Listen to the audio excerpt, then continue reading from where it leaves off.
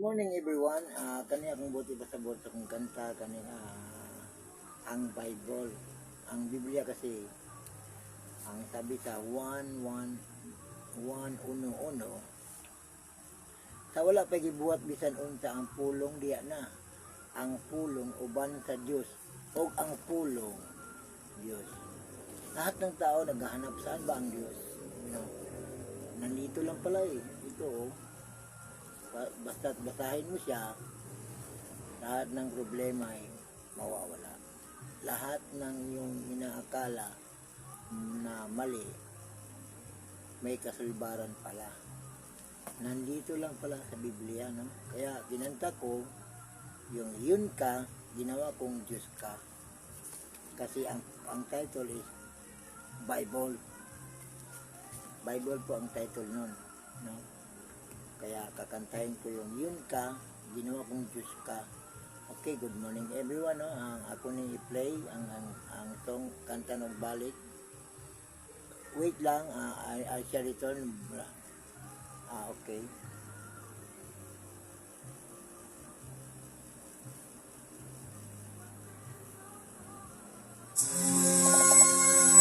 Okay, good morning. Ito na po ang title is ang Biblia. Ayan po.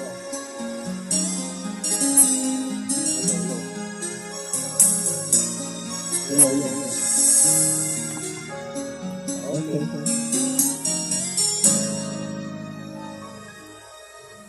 Unang basa pa lang sa iyo nagdaan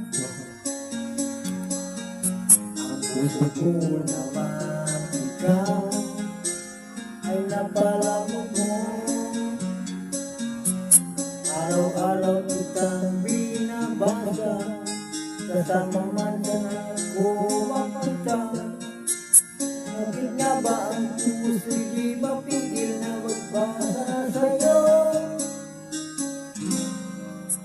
Diyos ka, Diyos ka na hanap ko sa tina. Diyos ka sa kinagpapaligaya kapag nag-iisa.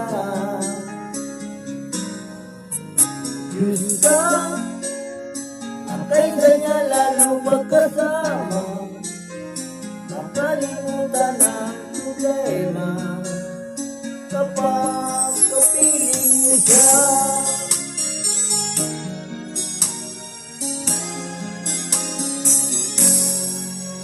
Huwag mo lang pagpawalan ako, basahin siya. Ang puso ko naman ka ay napalamog niya. Araw-araw ko siyang binabasa, kasama siya saan man ako mapunta. Bakit nga ba ang puso di mapigil na umibig sa'yo? Diyos ka, Diyos ka na init ko sa tina. Diyos ka sa kinagpapaligaya kapag pinasa mo siya. Oh, Diyos ka, na kaysa niya lalo pabinasa, makalimutan ang problema kapag pinasa mo siya. Oh, Diyos ka, na kaysa niya lalo pabinasa, makalimutan ang problema kapag nag-iisa. Diyos ka, na kaysa niya lalo pabinasa, makalimutan ang problema kapag kapiling ka. Ito yung Biblia. Makalimutan ang problema. Diyos ka. Thank you for everyone. Ginawa kong kantang yun, hindi para sa kasikat, kundi ipahayag sa lahat ng Diyos siya biblical pag-asa.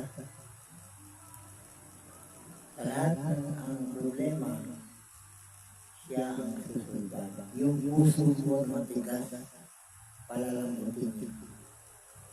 Kapagkat ang Biblia ay may kapangyarihan, lalo lang kapag mayroon kang insomnia, yung sakit na hindi makatulog, basahin mo yung Biblia, patutulogin ka niya, yun ang kapangyarihan ng Diyos. Ang feel mo yan pag binasa mo. Kaya basahin mo yun at ikaw ay magkaroon ng kapangyarihan ng Diyos. Anong kapangyarihan ng Diyos meron ang Biblia? Kung bukod na kanimo ang Espiritu Santo ng Diyos, makadawat kag kahom o gasa sa Diyos, makasabot na sa Bible, kung saan siya pag-interpret, kung saan siya pagbasa, kung saan siya pagsabot sa iyang mensahe, ang puso na matigas ay lalambot dahil ang Holy Spirit siya na ang magmandot nimo.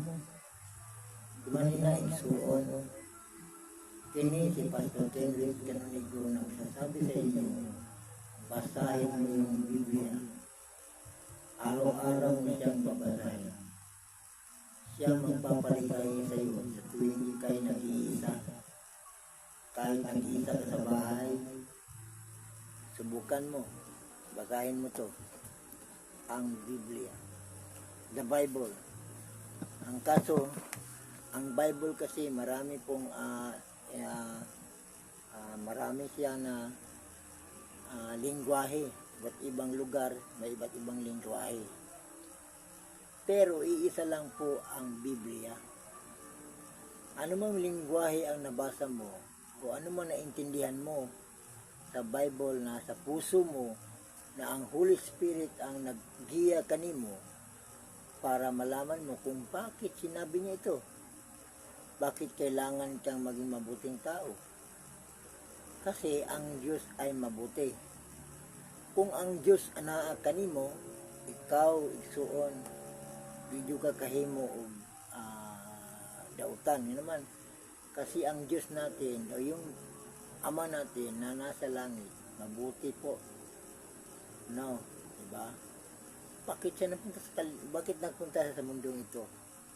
Ngayon animan siya sa kalibutan. Para ba itok mo sa pagkadautan? Dili, diba? Kung dili, yani siya, aron ikaw ug ako, masayod nga ang tanan nimong sala, di pasaylo na. Muna, kung masawan mo ang Biblia, no, masabtan nimo nganong gipasaylo man ka sa Ginoo. Mingon siya sa Isaiah, no, Isaiah 44 verse 22. Gipasaylo na ang inyong mga sala.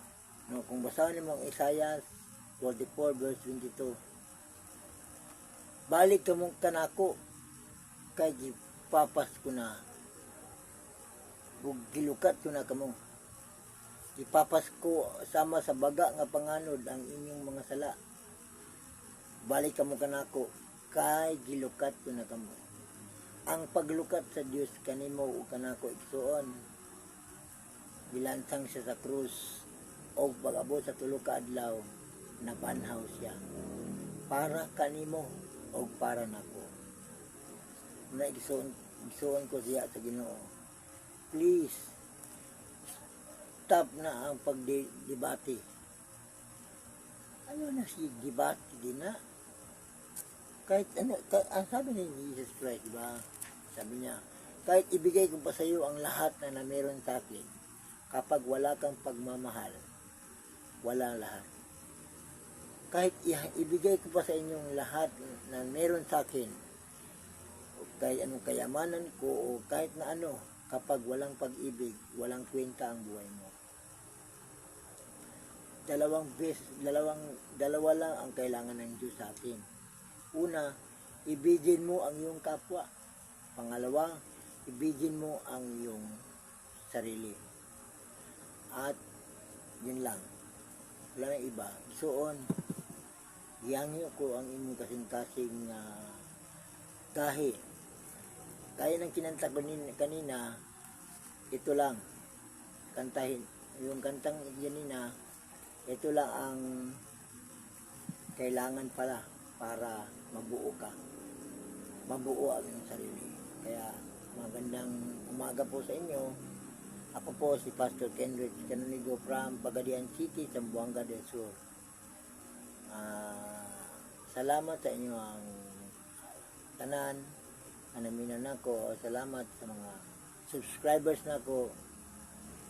Sa YouTube account, ang akong channel is Pastor Kenrich Canonigo. Kani nga mensahe ako ning ipasa na ko ni unya kay wala pa man koy load.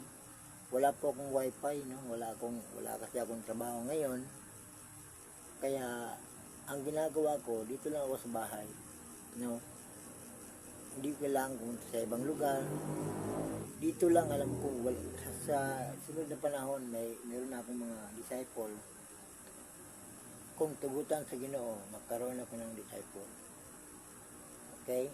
Magandang araw po sa lahat. Out na out.